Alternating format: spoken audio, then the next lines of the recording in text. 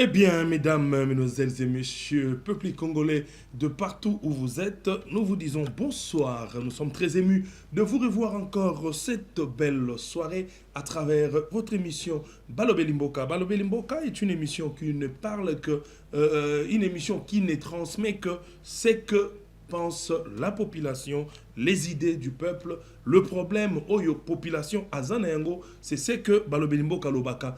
La population, tellement peuple congolais, baza ba million na ba million, moye bango nyonso baya na itandote, yango wana soko bako benga, bako ebisanga imulu babwende ba problème, ba suggestion bali nango, mpasi bali nango, nyonso e bazali nango, raison pour laquelle nous recevons le message à tout moment et les appels pour transmettre cela aux autorités afin qu'il y ait au moins, afin qu'ils trouvent au moins la solution en ce qui concerne le peuple congolais. Je ne commencerai jamais, je ne peux jamais commencer cette émission sans remercier celui qui nous a donné les souffles de vie. Il s'agit donc du créateur du ciel et de la terre, les dieux que moi je crois. Hein, les dieux qui a fait que j'ai le souffle de vie. Je le dis merci beaucoup.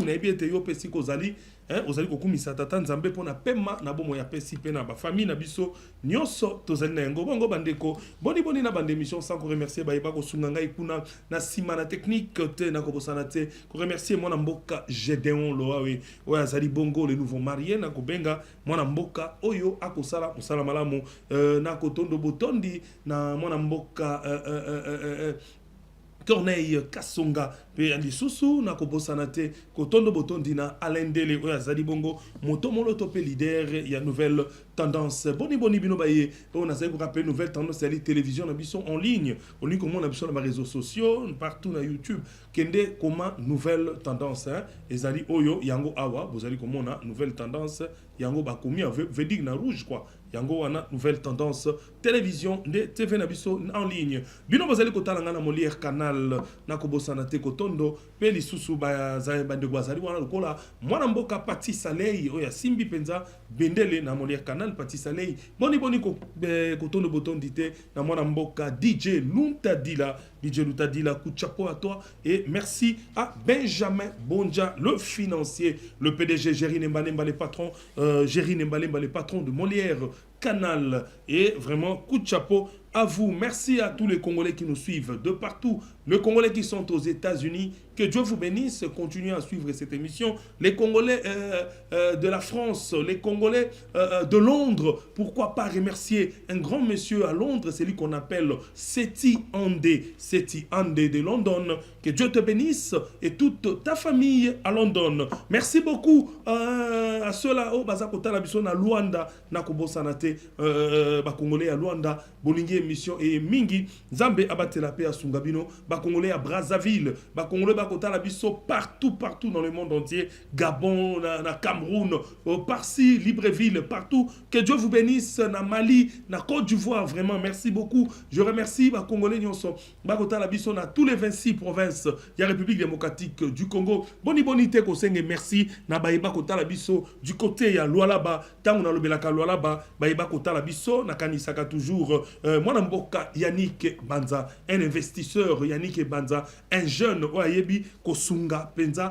Bato, Yannick Banza, que je rappelle le patron des Rotana, de New Rotana au Lualaba, précisément à Kolwezi. Donc, un jeune Congolais, Azalina, entreprise Yamonene, Azalina, plus de 120 Congolais, au travail que Dieu vous bénisse, monsieur Yannick Banza, Congolais à valeur, Congolais autosengeli, pour soutenir pour que Bakende Liboso, Yamuna Senga vraiment dans l'état congolais, il faut, Boebaka, fonds Oezaka destiné pour na Kosunga, Congolais, investissement et Congolais, pour destiner à Congolais à solo, o Bakosala Misala et Malamu, le kola, Mwanamboka, Yannick Banza, un monsieur, Oazali Kosunga, personne, au bazali na difficulté, Azako Sunga, maman au bazana pasi, à Sungaka, Bana, o bazangi boti, Azo Tangi Sabango, Yannick Banza, un homme de valeur, Yopé jeune, Luka, Ozalana valeur, Lukola, Mwanamboka, Yannick Banza. Pourquoi pas remercier celui qu'on appelle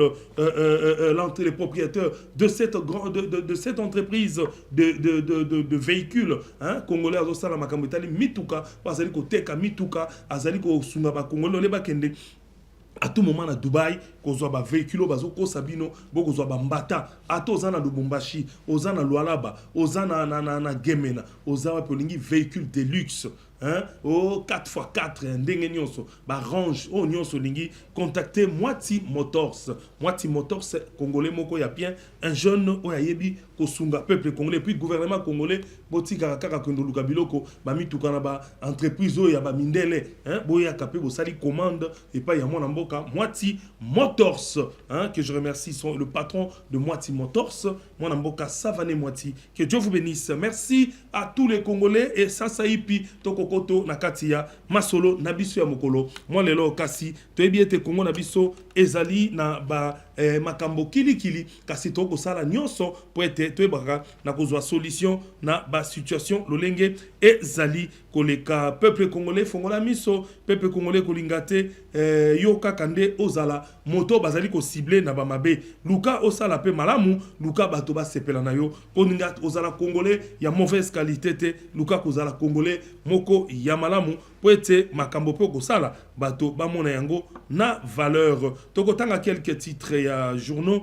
oyo to bosanaka te pona koyeba modèle kani toki kotambusa pe mboka na biso. Le Congo c'est notre pays, il faudrait tozala na amour nango soki tozana amour ya mboka wote ezali pasi mingi bazali koloba ete la crise dans l'est de la République démocratique du Congo ne se joue plus uniquement sur les terrains militaires et diplomatiques. Elle touche désormais directement l'enseignement supérieur. Le gouvernement congolais a suspendu jusqu'à nouvel ordre toutes les activités académiques et para-académiques de l'an 2026, l'an 2027 dans 11 établissements publics de Goma et de Bukavu, deux villes sous contrôle de l'AFC M23. À Goma, la mesure concerne l'Unigom, l'ISC, l'ISTEM, l'ISTA et l'ISP.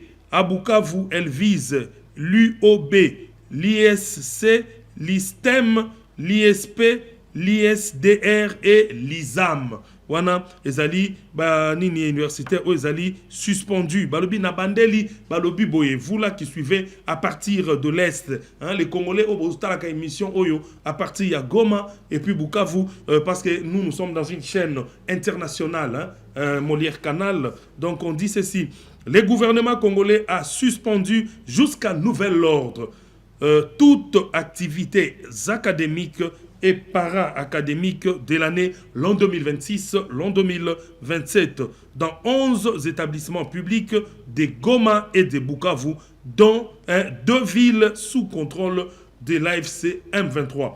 À Goma, la mesure concerne l'UNICOM, l'ISC, l'ISTEM, l'ISTA et ISP.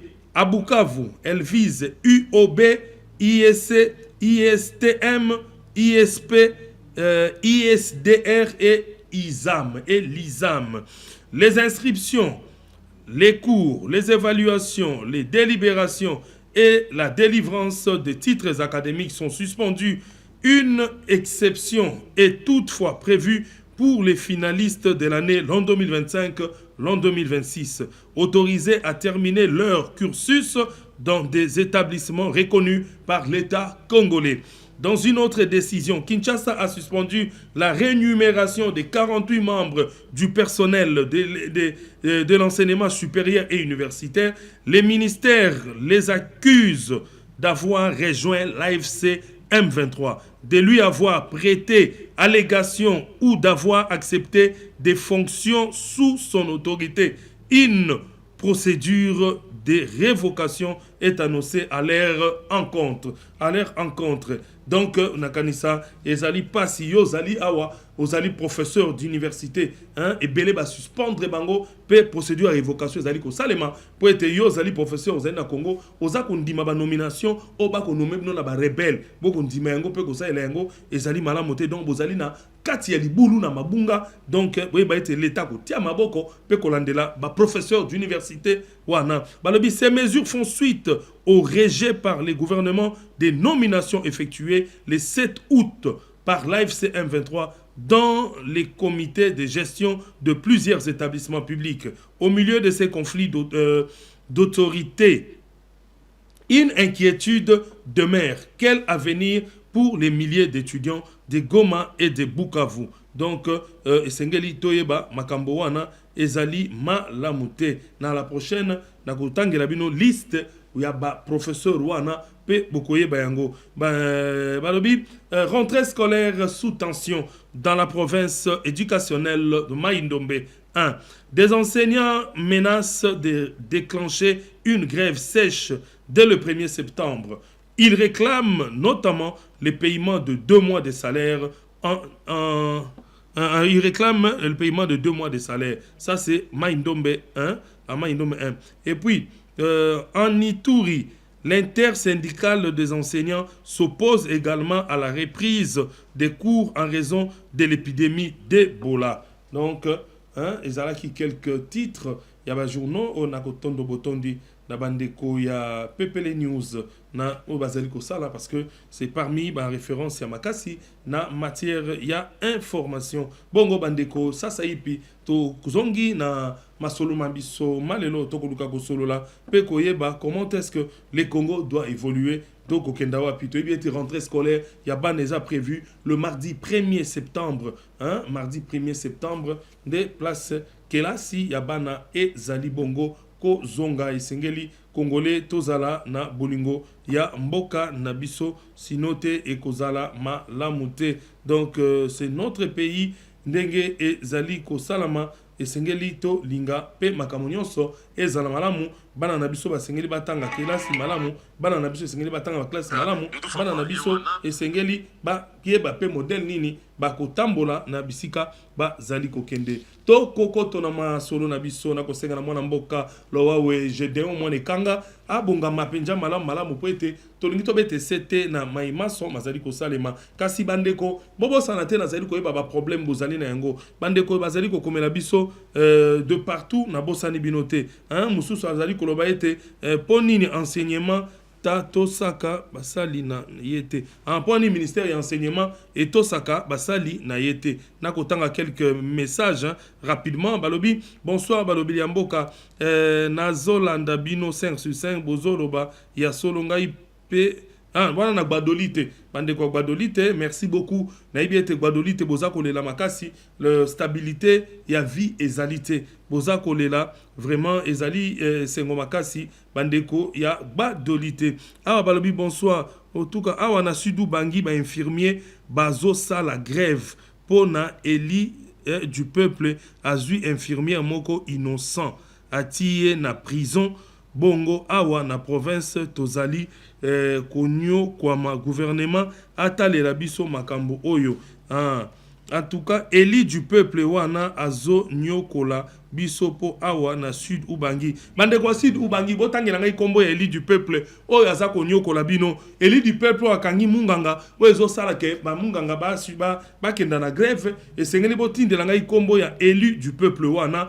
bande ko ya Sud Ubangi donc bino pe ba autorité tant bozali wana esengeli botalaka makambo mususu na miso mibale toyebiete na ba province tozana na difficulté ya ba minganga s'il y a un souci et puis bino pe ba minganga boye baka kotambola malamu parce que toyebi pe cause te oyo bakangeli Eli munganga wana mais boko lobe Eli du peuple na kosenga bo pe sangai ba éclaircissement pour makambo et leka malamu bonjour balobi société civile de Kibambili azotuna na gouvernement awa na Kibambili une simple personne azana armée azo dépendre na ye ba soldat ya l'état bazo dépendre na ye bakonzi ya ba soldat ya BDD ba zako appuyer makambo wana bango baza na kwilu bazo nyokola donc esengeli boye ba ete ba soldat ya l'état ba soldat to pa policier bazali ya l'état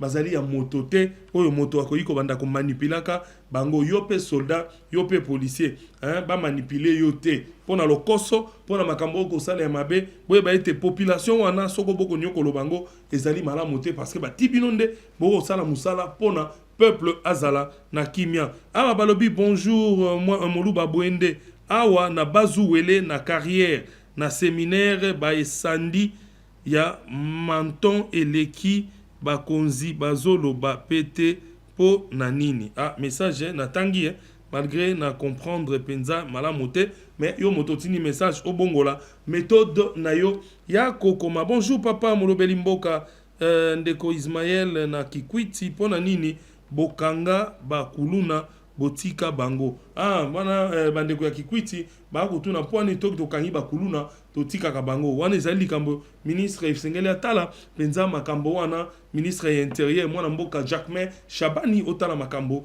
matali bakuluna pe na émission na kotalisa penza likambo ya bakuluna oyo ba dega bazali kosala na otanga deux derniers messages.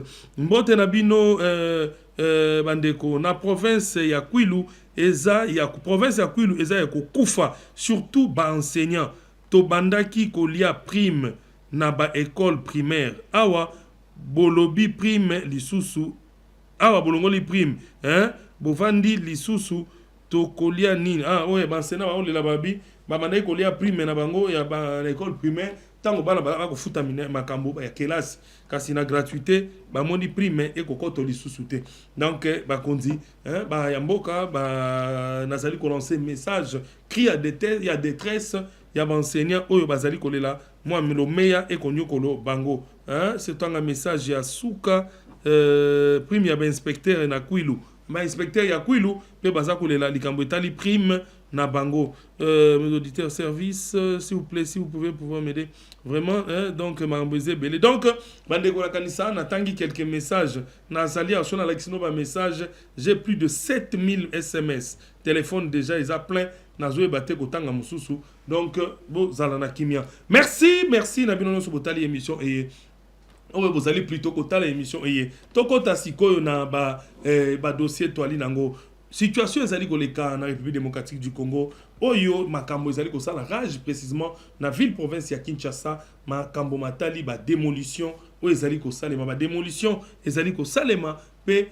tozali komona de l'autre côté mwana mboka Léon Mulumba na équipe na ye ba major Michel bakosala musala Golf Michel bakosala musala bango pe kotoyo service national e kosala musala kasi totala nanu démolition oyo esalemaki bongo na avenue Mwabi na quartier Lubudi na commune ya Bandal wana ezali bongo excellence monsieur le ministre provincial ya environnement mwana mboka Léon Mulumba oyo asalaki descente ezali na bateau tolobaka toujours tango za kosoma mapangu botala katuza kosomba wapi moto koya kotonga lupango tanto okangi avenue nini ezalaka na suka na mona makambo wana kilikili so okei na Bovan awa na ville de la paix okuta bato bakanga babalabala okei na babisika bato bazokanga muto epenza akangi avenue ekomi lokola ye ya sukisi or na sima enda kuna ye l'avenue continue ezali malamu te total bilili biso moko to comprendre po ba de belé baza ko lela balbiono pourquoi baza ko démolir malamu te baza ko démolir pour na konyokolo bato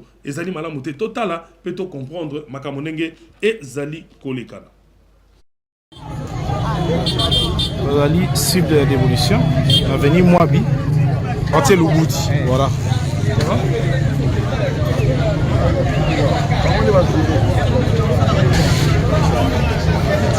donc ça nous c'est bien na ba kinwa so na kino yo to sara na ba terrasse mai so voulez besi mai no tele maté donc boulot to c'est bien na ba kinwa to un vrai kinwa c'est un vrai boulot vraie idée voilà na avenue Mwabi awa ndengo mo na nzela ngo lelo na nzela ya kaleza ndenge moko ya ndemo te chebiso ya wana donc so bobuka chebiso bobuka yango OK so ki ebima bobuka yango pana bino chebiso ya wana donc so botala ngo ebima bobuka yango eza logique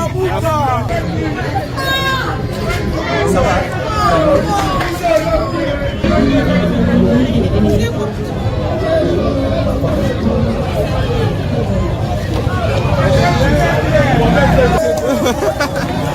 donc motema na kiti mama sepeli amwe kaza problème te mama yo sepela mama sepela moi za problème voilà donc mama zanga kinya ba mesurer là ça normal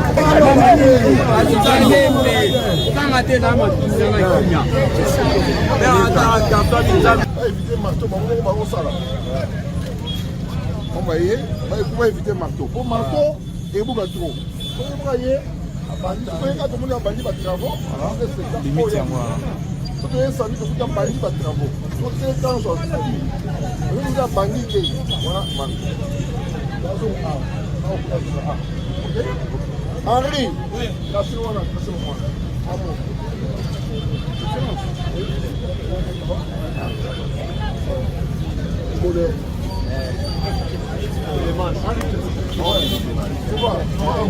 On a limite yango la section ça télémi et limite yango voilà va tracer même le tracé voilà.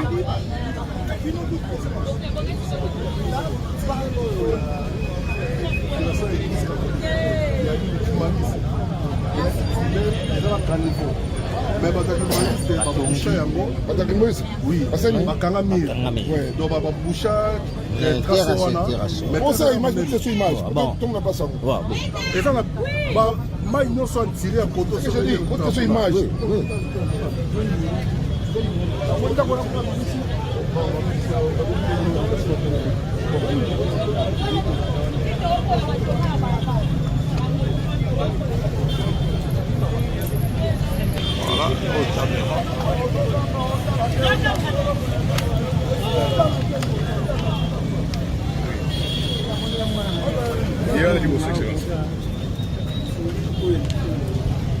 Voilà, voilà, là maintenant tu continues à avenue Dibamboma.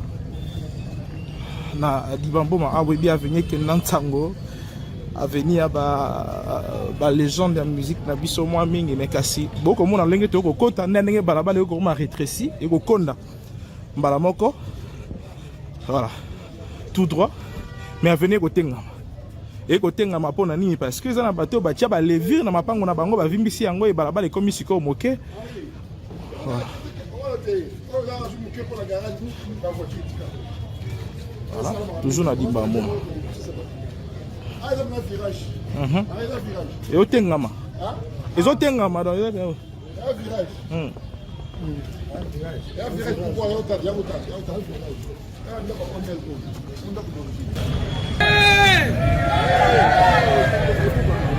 Voilà, pour mon limite.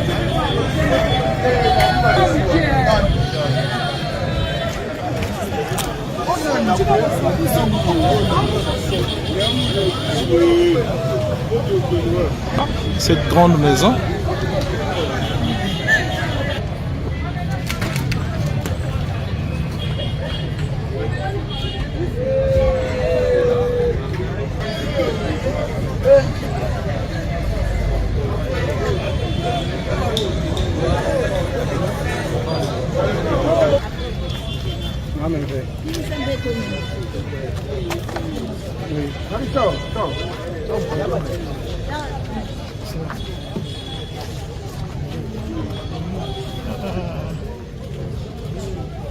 Voilà, pour le niveau ya Bosoto.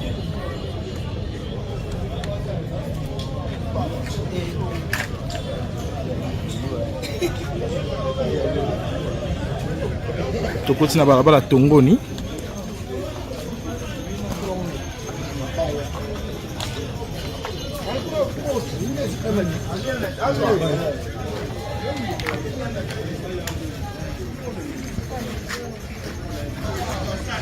Au Tengama pour capter la limite, voilà.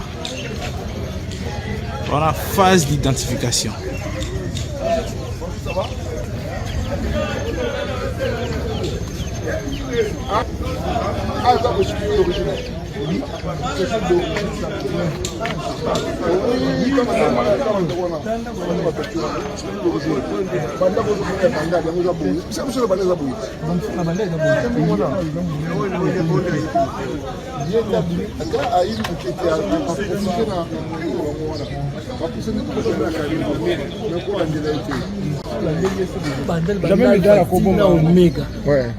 Mon abino moko bana bazali na phase ya identification on a ebisaka bat na lobi ete tango bazali kokoto to pe kosala musala wana mwana mbona solola na mwana mboka Léon Mulumba oyo azali bongo ministre provincial ya environnement atalisanga ngai moluba bwende koloba ete ma ezali kosalema oyo to kataka moto ndaku kaka na côté ezalaka d'abord na moment ya identification asalaka descendre sur terrain à identifier et puis batie ba signe batalisi ete ndako na yo otonga likolo ya caniveau ndako na yo ovimbisa yango yo tango sombi lopangu osombi 20 sur 20 tango yo bando tonga ndako na yo zangi espace olongwe na 20 sur 20 okomi na 20 sur 28 20 sur 24 tango bimi ndenge wana bozomona ba clôture lelo bomona kisasa mapango ye tout droit mosusu bakami mosusu kondi donc balabala ezalaka tout droit ndenge l'état asala urbanisme na ye ya mabele nde bongo bandeko esengeli bo yeba ete tango yo zako ikaniso yibi l'état yo kanisi lokolo yibi l'état yeba ete yibi l'état te l'état sokolo bia balukela yo a tout yo ozwa mbano na yo nde bato bazali kolela bandako bazali ko tia croix en rouge yeba ezali pona ko démolir ko ya ko fongola po ete population azonga na ba droit na ye ezana ba vini mususu place mususu même véhicule moyen côté ezate.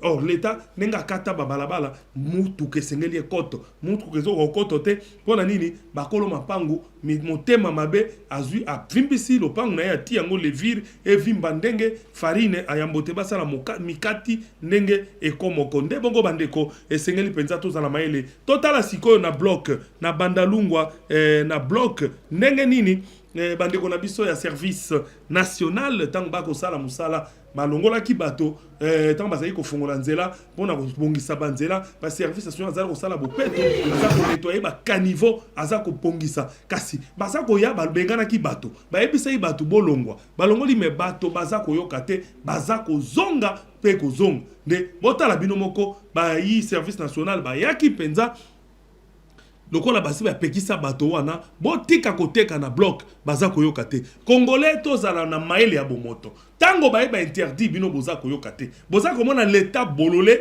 na bino ebele baza kobenga biloko yo destruction méchante oni non ezali mibeko ya mboka nga molu ba boni na bezali destruction mais pona ngai ndenge ngai naza kotalela mboka na biso ekenda liboso pona nga na komona destruction méchante te parce que ba yeba pekisi bino ba bengani bino boko liboso bokei boye bozongi lisusu. On les a défier l'état congolais. L'état tango za ko défier. Po ba kanga ba tio na bolo côté, ndo moni baza ko procéder biloko wana biso pe ba yiki sasa tozina tembe makasi. Total na bilili balengeli biso kuna na régie.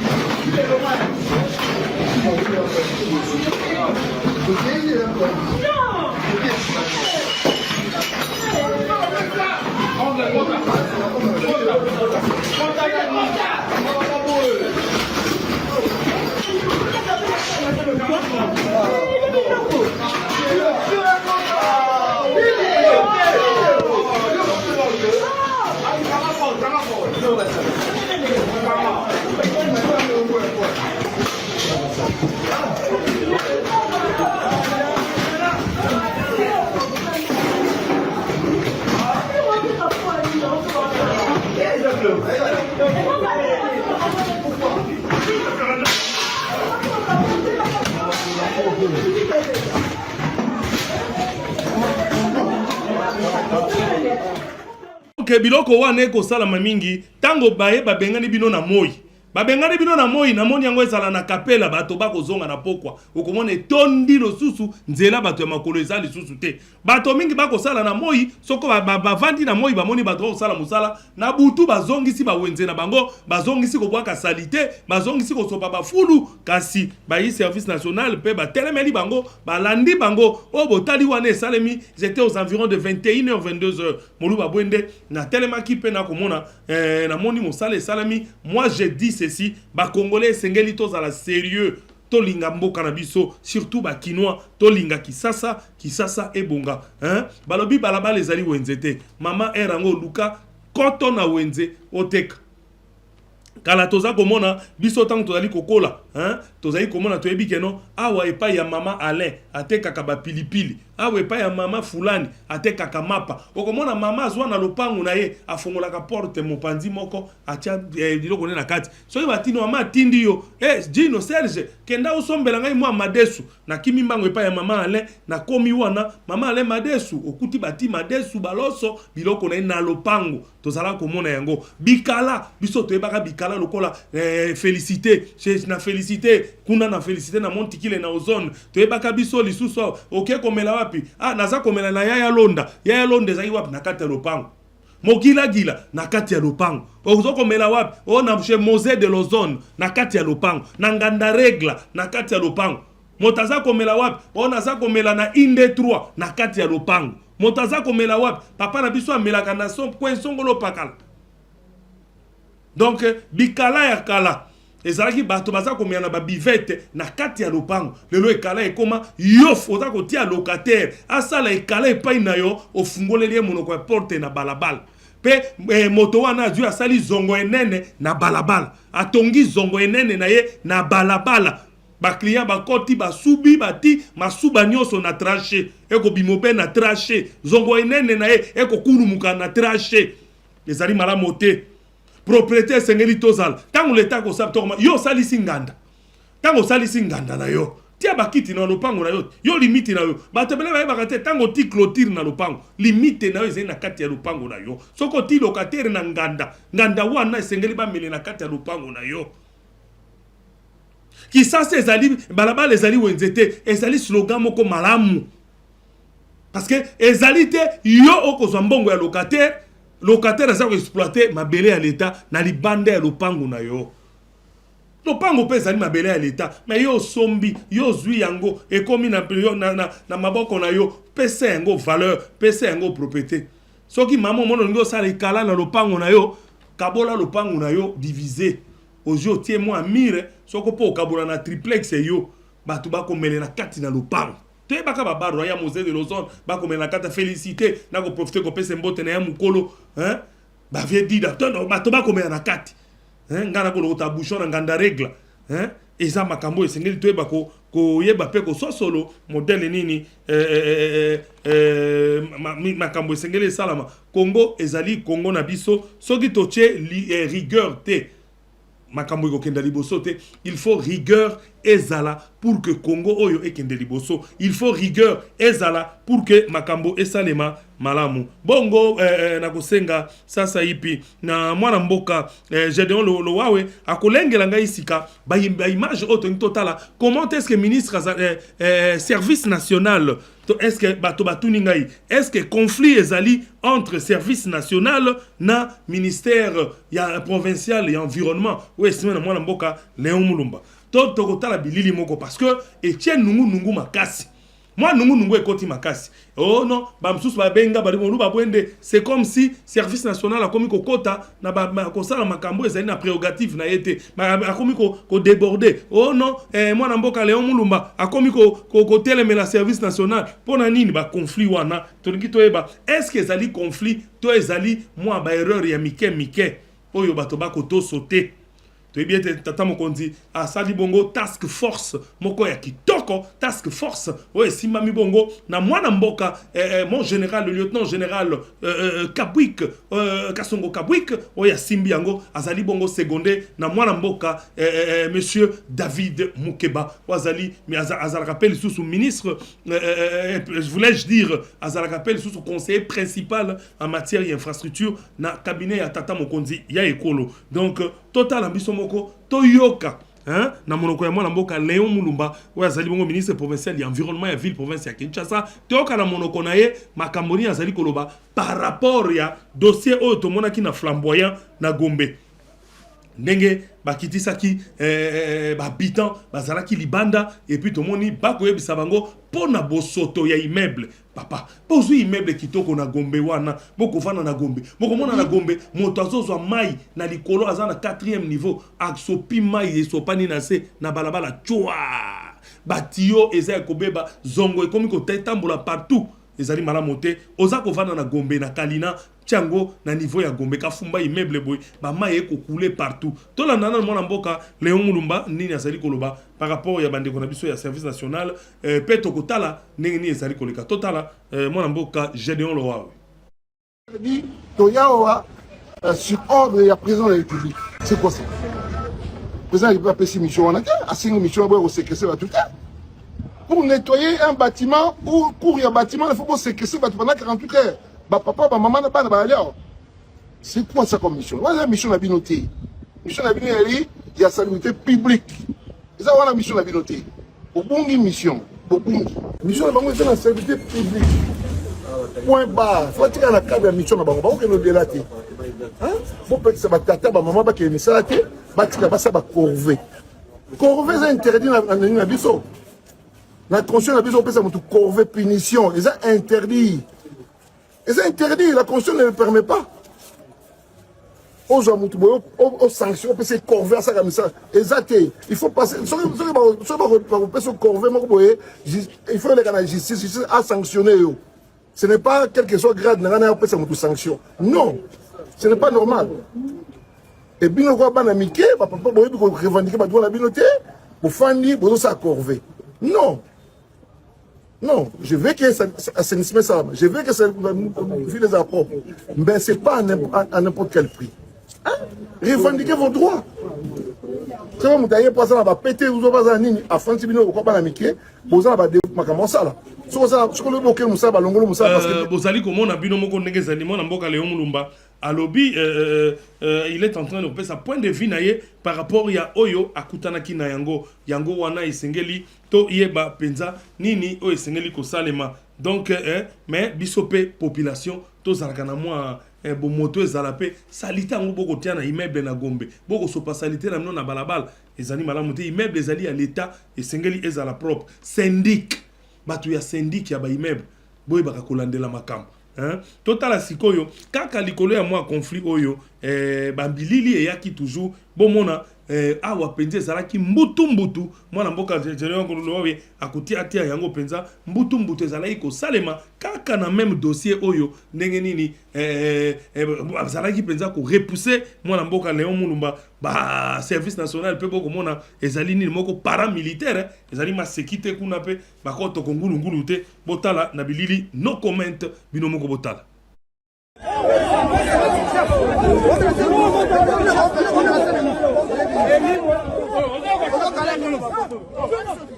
Chef, on menace ministre. Chef, on menace ministre. Ok. Maintenant, la ministre, elle est menacée ici. Ok. Maintenant, on menace. Yo, Longana.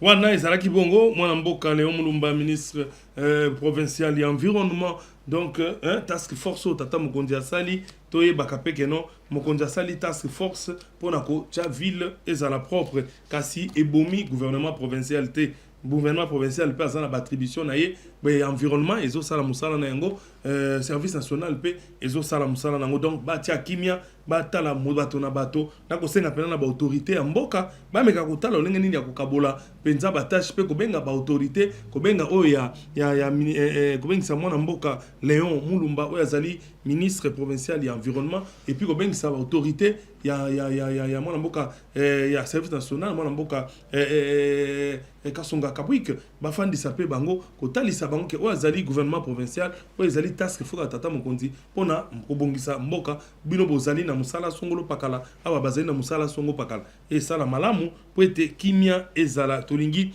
kimia ezala penza na katia Kisasa Nabiso. Toko kende mbangu penza en ce qui concerne l'insécurité na mboka Nabiso. Ba province ebele insécurité ezali ko régner ezali ko salema kasi tozali on a ville province ya Kinshasa likambo ya phénomène kuluna oyo penza ezali ko sala pasi bo tozali ko mona ba bilili ezali ko leka na télévision wana bilili wana ete ya bino pour comprendre penza na kozali ko mituna Kinshasa ezalaka na ministre provincial ya intérieur te ministre provincial ya intérieur ya Kinshasa azalaka wapi vraiment mwana mboka Daniel Bumba ozali gouverneur ozako vanda gubeka ka boindenge nini gouverneur azalaka gubete gouverneur asengeli azala na bompikiliki gouverneur asengeli azala na konzo mwana mboka Bumba kozala gubete tala kunu na yeko buna na ville province na yo ministre na yo intérieur ayebanite na yebite kolata kaka veste kovanda na pio na malili na bureau telo konini ezali makambo ya soni makambo bozali ko sala tala kuluna en plein boulevard na nzela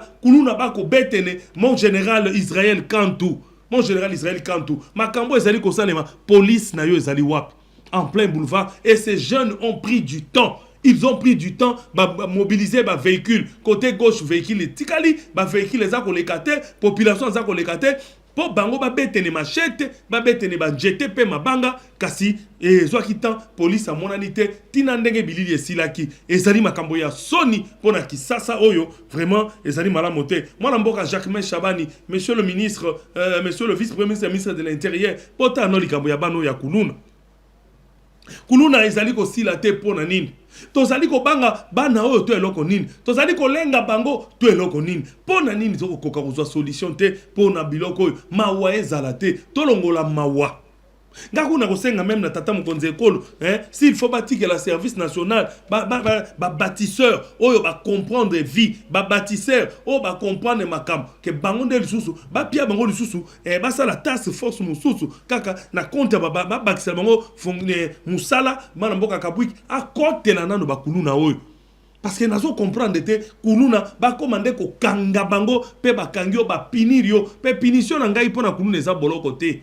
Nga muluba bwende na lobaka soki ngai là ça m'engage soki ngai muluba bwende nde ba pesa ki ngai musala ya kuluna mbele na kanisa tozana ba handicapé wa ata handicapé kutute bato ke ba kata bino ba omoni me ba biloko oyo na ko tikala be boso no ya libela muluba bwende batiki ngai na simba bino ba kuluna bandeko na kolongola bino ba pomme de main oyo. Bon, on a bateau batikalo bena bigogo kaka bigogo biloko nyonso matambio ya maboko kolongola yango balongoli yon biloko ya maboko otikalo be kaka boy yo ba okosimba ta bikite ata lipa po kanga kokanga nde lipa boy totala maboko oyo yo ko bete moto ebotu to maboko oyo yo zali ko tuta moto mbata to ko nike machete okozwango lisusu wapi mais biso to kamata kuluna to melisi kuluna miliki bokangi moto boko melise lokola miliki bokangi criminel boko l'accès na TV mokilinyo se mona ke yende criminel te ko doye pena a sentir yemoko a lapi tout mona ngona sarma na circo azai ko sala mosala soka kangiyo na circo yo moko zo lapo bina ko zonga lisu circo te droit de l'homme le droit de l'homme ne voit pas tout ce qui se passe ici Vous là qui êtes au niveau des droits de l'homme, vous ne voyez pas comment est-ce que ces jeunes tuent les gens, comment est-ce que ces jeunes font des bêtises. Tout ça la bateau, la autorité en boka, bon multiplier macambo, bon multiplier punition. Ce qui va comme un tabac aveugle, que tout tabango va sereng na mbuma misouane, ba mono ko lisusu lichetité, a comme on peine aveugle là ko mono lisusu té. Et ça dit malamote, ouais ça ko sakana na mboka, ça c'est blaguer avec les pays. C'est blaguer avec les pays. Quand la population va s'en charger de ces jeunes, ça, ce n'est pas bon. Merci mon amboka Gédéon Lowawe.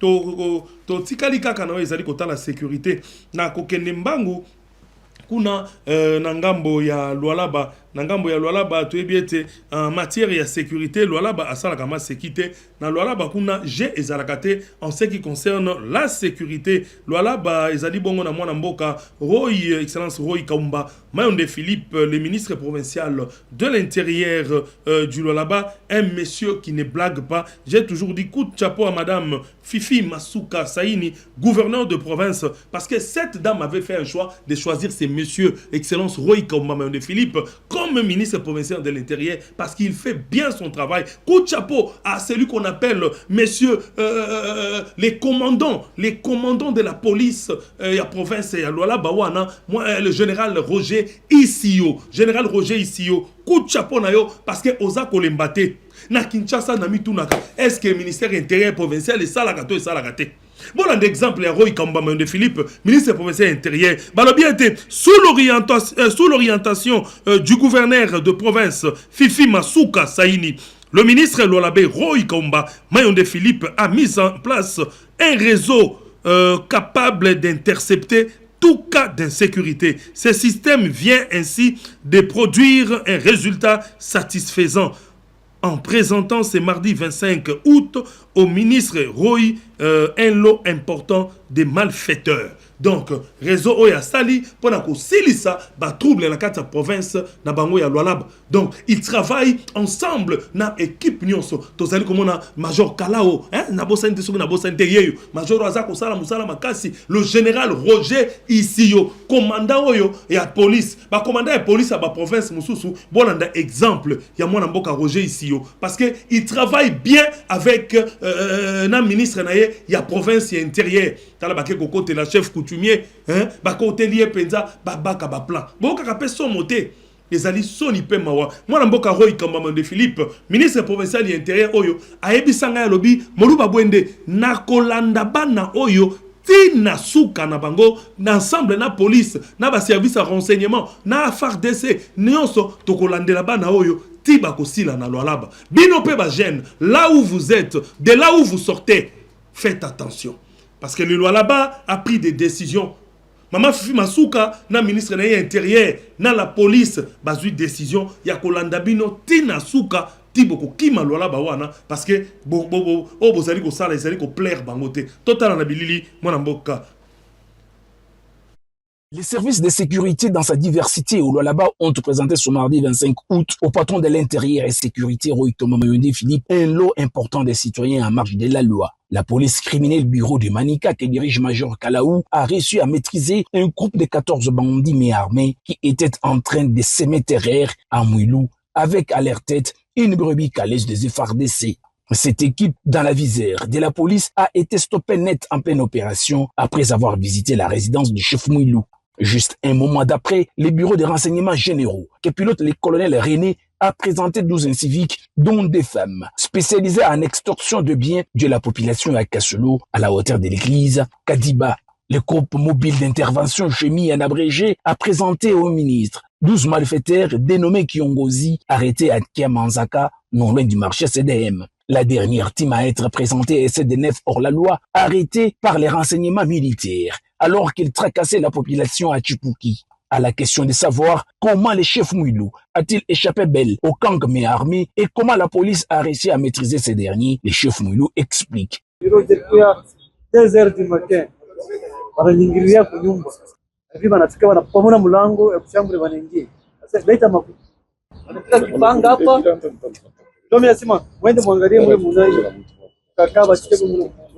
Waweza kubeba mafuta mule njoo mimi na nani mimi na wapotee. Mafuta wanaenda ma platform nini abanyoni. Mimi toka mimi nenda. Wanafika wanabeba ile mafuta, wanawacha watoto. Maimaji yote nani kapteni nani longa kwa nani. Sama Chelemo, le ministre provincial de l'Intérieur, Sécurité, Décentralisation, Affaires coutumières, Roy Thomas Mayonde Philippe a félicité les services pour le travail abattu et surtout le gouverneur de province, son excellence Fifi Masuka Saini Marie-Thérèse, pour les moyens mis en jeu au bénéfice de la sécurisation de sa population. Je suis très satisfait du travail que le comité de sécurité a abattu durant cette courte période. C'est-à-dire, nous avons prépositionné les éléments des forces et de défense, que ce soit Kakifouloué, côté Istem, Kanina, côté Golfe. Tu vois qu'aujourd'hui, les termes là de Kiongozi commencent à disparaître parce que le général que je félicite ici, le général Issio, avec ses adjoints, l'armée, les services de renseignement, je suis très comblé parce qu'ils nous font du bon boulot. Regardez tous les fruits que nous avons ici. C'est les fruits du travail qu'ils sont en train d'abattre sur le terrain. Et donc, nous allons continuer à traquer ces petits malfrats jusqu'à leur dernier retranchement. Au nom de Madame le gouverneur, la sécurité est tout aux azimuts. C'est-à-dire, nous sécurisons parfaitement la population dans cette ville de Kolosi et ses environs. En est respectueux des textes légaux qui régissent les instances judiciaires en République démocratique du Congo, Roy Thomas Mayonde Philippe a ordonné les transferts à l'auditorat les compatriotes qui ont touché aux effets militaires et le reste des citoyens au quartier général des FARDC où se tiendront les...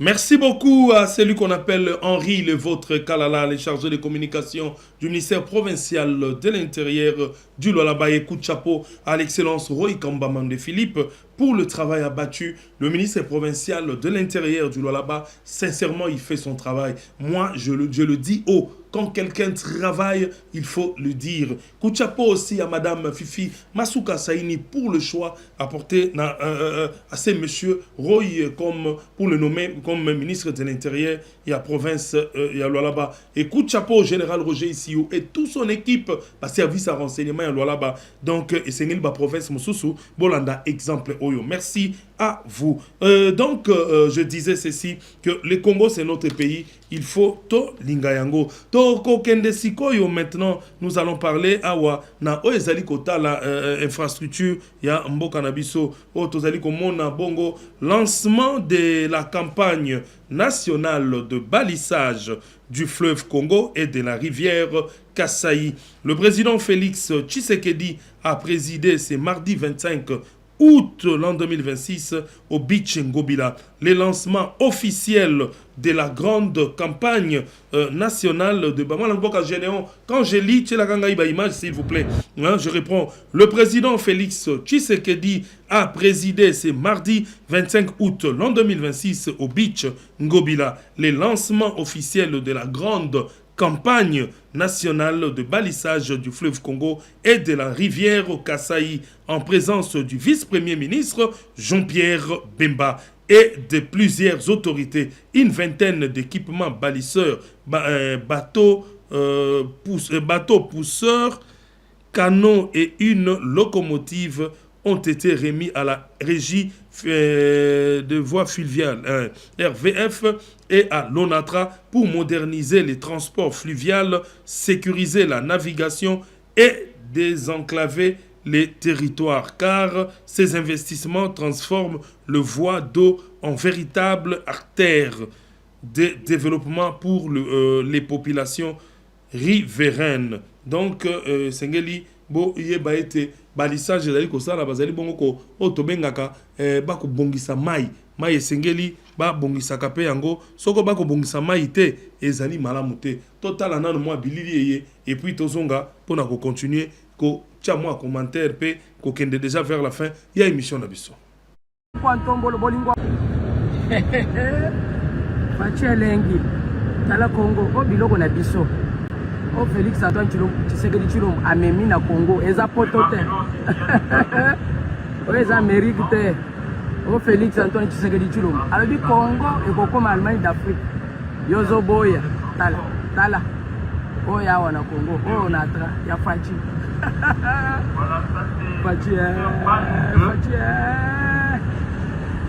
Fachi vanda nanu pardon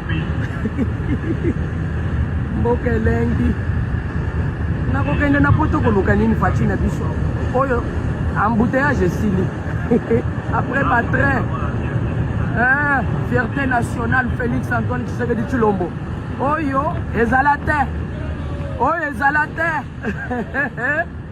ona fleuve tokobanda kokatisaka boye Fachi na biso tala o biloko bino botikele biso biloko na bino ya mabaya tala Fachi o mabende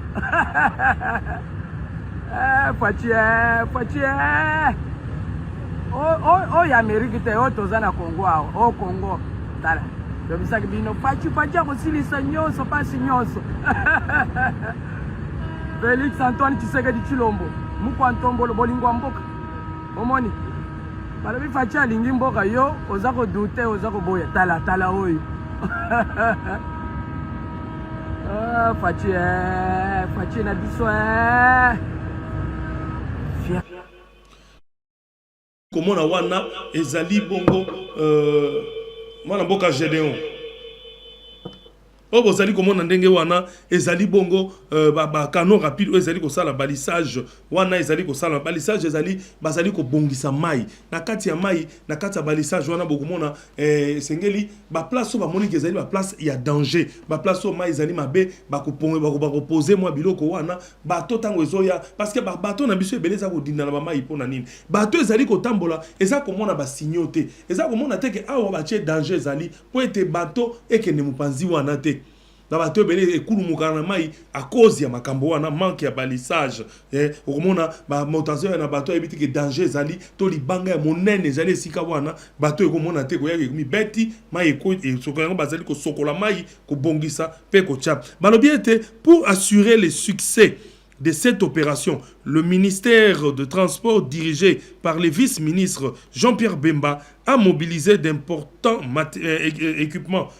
Donc, équipements, tiami, moi, dans Boka Félix, on a moyen pour être des bateaux balisseurs pour la pose des signaux. Bateau mibale yango eza kaka wana ya balisseur pona ko tia ba signaux ba signe ba yeba ka esika ya malamu to mabe balobi 4 pousseurs et 20 canaux rapides, 26 hors bord, dont 20 déjà livrés, dotés de moteurs de 250 chevaux pour patrouiller et surveiller les voies navigables. Donc, beaucoup de monde en a maï, tant que vous voyagez dans Massoua, bakano en ezo tambola, pour na kolandela, a weza malamute boya wate. Donc, ezali wana. Et puis, balobi, une première péniche métallique, pilote, capacité de 98 passagers, introduite pour remplacer progressivement les baleinières et bois artisanales jugées dangereuses. Donc, Bachelebino, loko ya liboso péniche métallique moko pona ko salela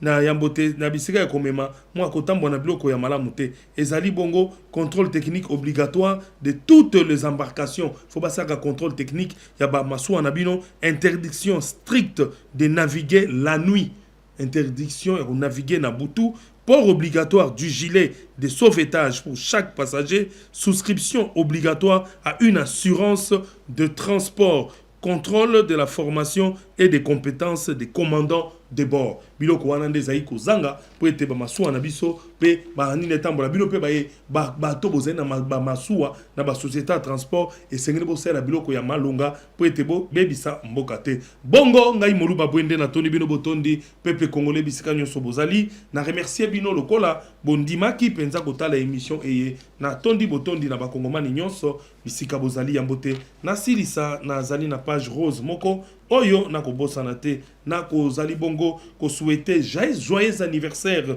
joyeuse fête d'anniversaire à monsieur Olita Nolio, monsieur Olita Nolio de Montikile, grand frère propre balobiete quand bamikolo ba koma au-delà na à 60 et quelques plus de 60 ans et sengeli kotombola kotondo nzambe totondi nzambe pona yo mwana mboka Olita Nolio wana Molière Mobimba pe nouvelle tendance Mobimba torobina yo joyeux anniversaire à monsieur Olita Nolio tonton moko bien tonton moko malamu ongana lobaka tata mokolo alula bilamba tata mokolo alata kitoko bilamba ya ngolo ndaku pe ya ngolo nkaminyo pe ya ngolo. Monsieur Nolio Olita, nous vous disons joyeux anniversaire et que Dieu vous bénisse.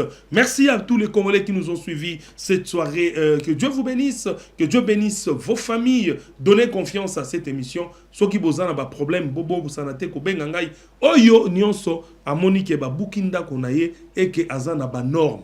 Ce que moni ba bukinda konayo na ndenge ya motema mabe ozana ba preuve ke zali pona motema mabe bengangai mulu ba bwende yebisangai rentrée scolaire zali kozonga baboti bobongisa bana bo yeba déjà nini bo sala basuki bo luka mwa biloko moke mwa ndambo e monani mwana kende nanu bino pe bayi ba école bo zala trop sévère.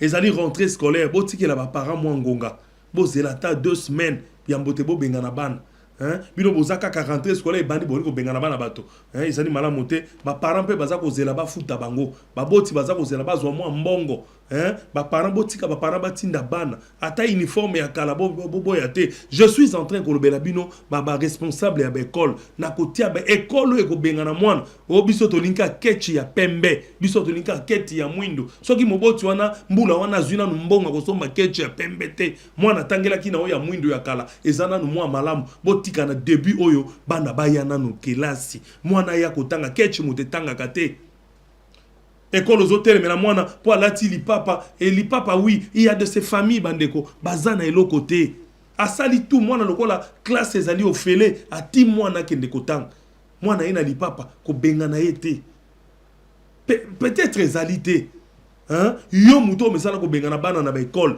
keba na ko ya ko filmer école na yo pe bakuna kosenga na population soki babengani mwana na yo na classe po alati lipapa parce que ozangi moyen ya kosombela mwana na yo sapato tindela ngai yango image ya ekolo wana na kotia yango na bilili parce que toza kobosana ke ya de ces familles pauvres o bazana moyen te ya kosomba ta ketchup pe sa mwana loso nanu ezali pasi loso batetela balobi ezali pasi hein tozala na bolingo et puis yo mutu ya malamu yo mécène ya malunga ozana mo eloko kende ko contacter ba école mécène ozana mo eloko kende ko mona mo école sala mo don et ko sala malamu mingi. Que Dieu vous bénisse, que Dieu bénisse la République démocratique du Congo. Merci à Gédéon Loawe, merci à Corneille Kassonga, merci beaucoup à DJ Loutadila, Pati Salei. Que Dieu vous bénisse, hein, na bosanité, pour remercier ba Congolais nyos invité mamalamu. Tokutani mokolo mogoya.